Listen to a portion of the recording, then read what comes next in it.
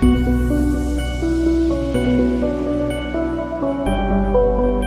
everyone, welcome back to Google Sheet Pro. In this video, I am going to show you how to group columns and rows in Google Sheet. So let's get started. First, select the row which you are going to group it and right click on it. Then select group row in that option.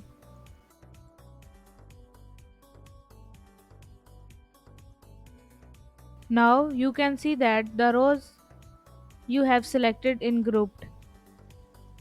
In similar way, you can add as many group you want.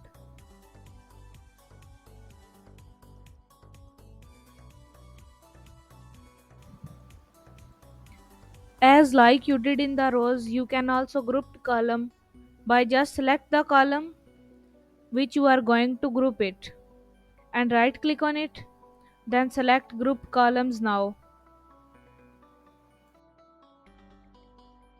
Now you can see that the columns you have selected is grouped.